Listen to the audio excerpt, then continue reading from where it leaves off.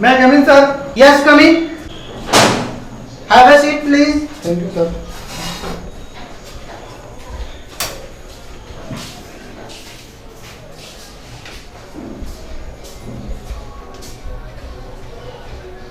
Mr. Jawaharlal, tell me something about yourself.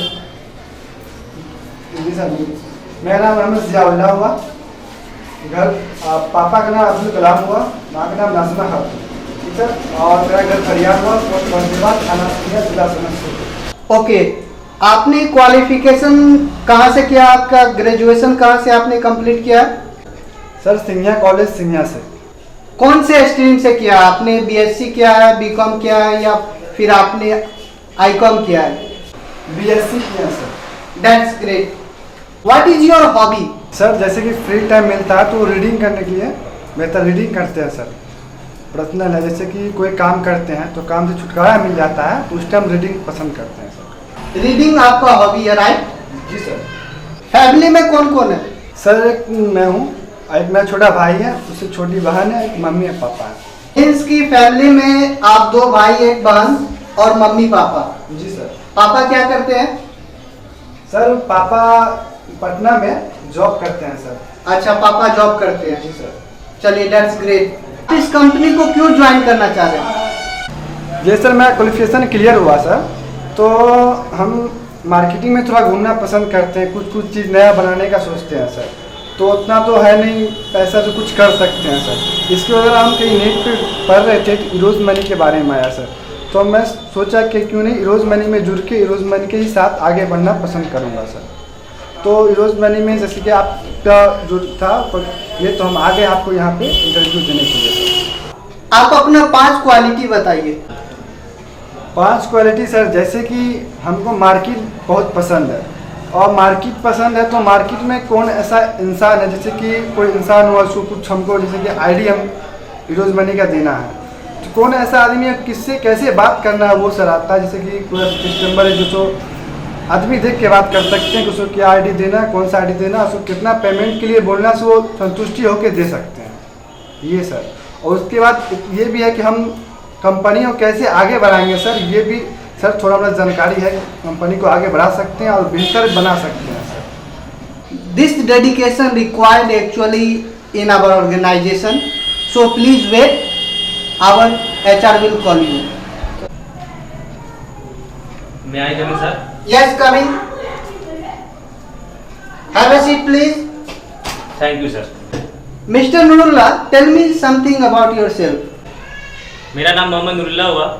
मैं समस्तीपुर जिला के छोटे से गांव भरिहार से बिलोंग करता हूं। मेरा क्वालिफिकेशन है, मैंने अभी 2021 में ग्रेजुएट पास किया है, कंप्लीट किया है। मेरी हॉबीज़ है कि मैं क्रिकेट खेलता हूँ, गाना सुनता हूँ और स्टडी करता हूँ। ओके, आपने ग्रेजुएशन 2021 में कंप्लीट किया है, राइट? और 12th आपने 2015 में किया था। जी जी, तो अगर 15 के बाद आप ग्रेजुएशन करते तो आपका ग्रेजुएशन 18 में कंप्लीट होना चाहिए था। जी। ये बीच में जो गैप आया है, जी ये गैप किस वजह से है?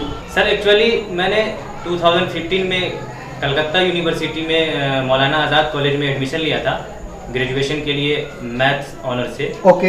लेकिन वहाँ हमें जो है वो लैंग्वेज का कुछ प्रॉब्लम आ रहा था। वहाँ एक्चुअली में ज़्यादातर मेजॉरिटी जो थी वो बंगाली स्टूडेंट की थी, और हम बिहार से बिलोंग करते थे तो मुझे बंगाली आता नहीं था।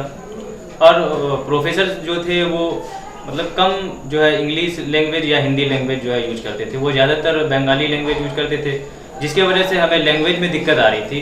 तो मैंने वहाँ 2015-16 में एग्ज़ाम दिया था, लेकिन वहाँ लैंग्वेज की वजह से कुछ प्रॉब्लम हुई तो मैंने पास नहीं कर पाया, प्रमोट लग गया था।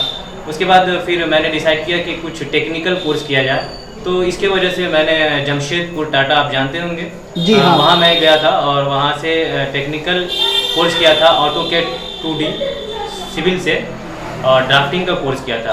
लगभग 6-7 महीना वहाँ मैंने कोर्स किया था। उसके बाद इसी वजह से मेरा 2 साल बैक चला गया था। उसके बाद फिर मैंने डिसाइड किया कि मैं अपने बिहार में एडमिशन कराऊं, तो मैं LNMU से मिल्लत कॉलेज से ग्रेजुएशन पास किया।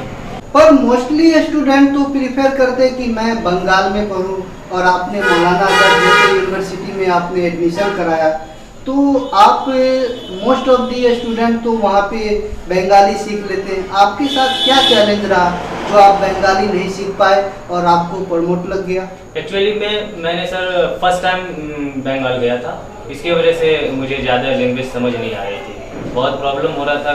कुछ क्लास में जो है समझ में नहीं आ रहा था क्या बता रहे हैं प्रोफेसर, इसी वजह से मुझे दिक्कत आ रही थी।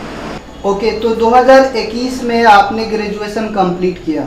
जी सर। उसके बाद अभी आप एज ए फ्रेशर अप्लाई कर रहे हैं यहाँ जी पे। बिल्कुल बिल्कुल। आप क्यों इस कंपनी में ज्वाइन करना चाह रहे हैं? एक्चुअली में मुझे सर इस कंपनी का जो फीचर्स लगा कि इसमें ऑनलाइन सर्विस प्रोवाइड करती है ये कंपनी, तो इसमें काफ़ी अच्छा अपॉर्चुनिटी है कि हम अपने फ्यूचर को अच्छा बना सकते हैं। जैसे कि अगर हम डिस्ट्रीब्यूटर या मास्टर डिस्ट्रीब्यूटर अपने नीचे बनाते हैं, अगर कंपनी से ज्वाइन करते हैं, तो मे बी कि मेरे काम से कंपनी में कुछ इम्प्रूवमेंट हो, मैं डिस्ट्रीब्यूटर रिटेलर बना सकूं, तो कंपनी को भी लगेगा कि जी मेरे लिए ये वर्क कर रहे हैं तो मेरे बारे में ज़रूर सोचेंगे और मुझे कुछ पोस्ट देंगे, कुछ डेजिग्नेशन देंगे। इस वजह से मैं इसमें ज्वाइन करना चाहता हूँ। आप अपना 5 क्वालिटी बताइए जिससे कि आप कस्टमर को इजीली कन्विंस कर सकते हैं। एक्चुअली में सर मुझे जहाँ तक लगता है कि किसी भी चीज़ को मुझे सीखने में ज़्यादा टाइम नहीं लगता है, मैं उसे जल्दी क्या बोलते हैं कि उसको सीख लेता हूँ, ये मेरी क्वालिटी है। और अपना काम कम्प्लीटली पूरा टाइम पे करता हूँ। 2, उसके बाद लोगों से ज़्यादा मिलना जुलना मुझे बहुत ज़्यादा अच्छा लगता है। That's nice. जी, और मैं सोच रहा हूँ कि कंपनी में अगर मैं जॉब करता हूँ किसी कंपनी में प्राइवेट सेक्टर में, तो मुझे एक से एक क्वालिटी वाले लोगों से मिलने का मौका मिलेगा, तो उनसे कुछ अच्छी अच्छी बातें सीखने को मिलेगी, इस वजह से सर। और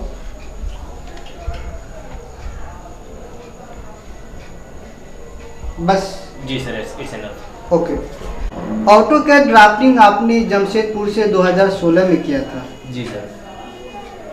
अपने 12th कंप्लीट करने के बाद, राइट? Right sir. तो ऑटोकैड ड्राफ्टिंग ये अलग फील्ड है और आप फिर ग्रेजुएशन में नाम लिखाए हैं, ये अलग फील्ड है।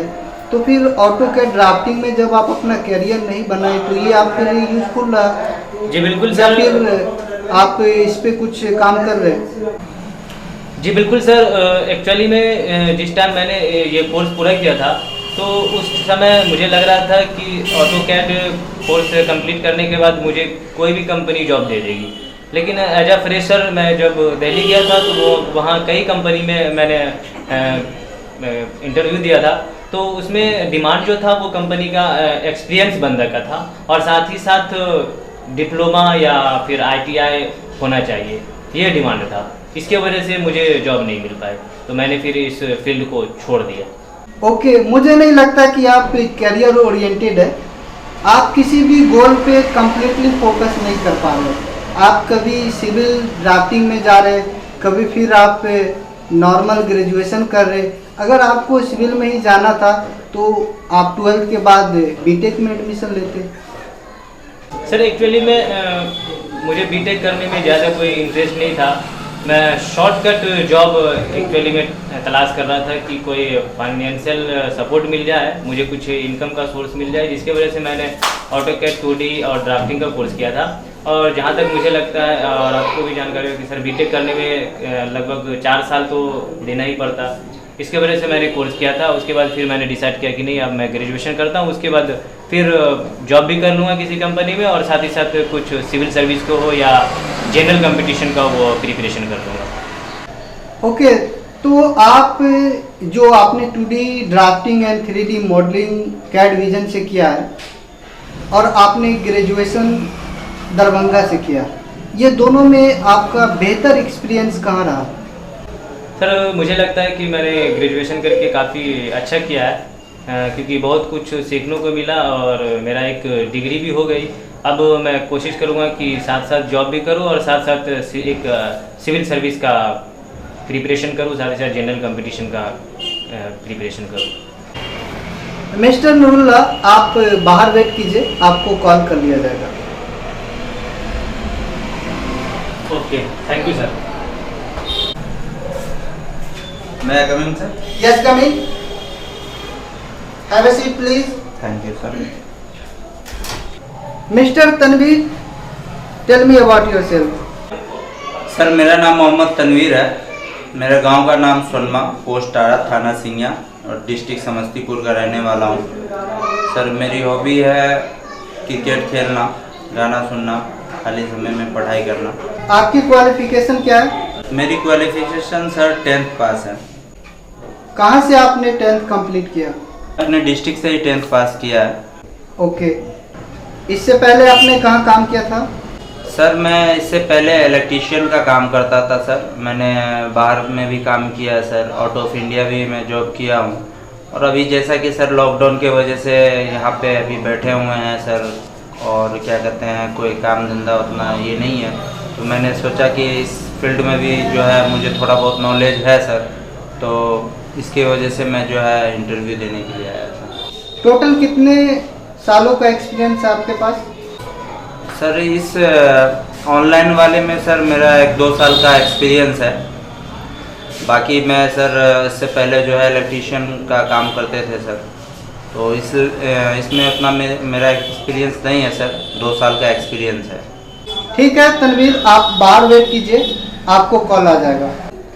जी हाँ दोस्तों, जैसा कि आपने अभी देखा कि 3 कैंडिडेट का मैंने इंटरव्यू लिया, लेकिन यहाँ पे तीनों कैंडिडेट जो उनको आंसर देना था एग्जैक्ट आंसर नहीं दे पाए। इस वीडियो का मेन मकसद ये है कि आप डिग्री पे ज़्यादा फोकस न करके आप स्किल्स पे फोकस कीजिए। डिग्री का होना बेहद ज़रूरी है, उससे भी बेहद आपको स्किल्स का होना ज़रूरी है। आज के युवा स्किल्स पे कम, डिग्री पे ज़्यादा ध्यान दे रहे हैं। आज हम लोगों से सुनते हैं कि बीटेक कर लिया, एमबीए कर लिया, ग्रेजुएशन कर लिया, बीकॉम कर लिया, लेकिन जॉब नहीं है। लेकिन हम एक पल ये नहीं देखते कि बीटेक किया, ग्रेजुएशन किया, एमबीए किया, एमकॉम किया, क्या एमकॉम, एमबीए, बीकॉम के लेवल का उसके पास स्किल्स है, नॉलेज है? बिल्कुल नहीं होता। तो आज का जो ट्रेंड है, लोग सिर्फ सर्टिफिकेट लेने के लिए पढ़ाई करते हैं, पास होने के लिए पढ़ाई करते हैं। अगर स्किल्स के लिए पढ़ाई किया जाए, नॉलेज के लिए पढ़ाई किया जाए, तो मार्केट में जॉब की कमी नहीं रहेगी। लोग खुद का स्टार्टअप करके एक अच्छा इनकम कमा सकते हैं। हमारे टीम को इनकरेज करने के लिए लाइक और शेयर जरूर करें। अगर आप चाहते हैं कि रेगुलर इस तरह का हम वीडियो बनाएं, तो प्लीज़ कमेंट करके हमें बताएं।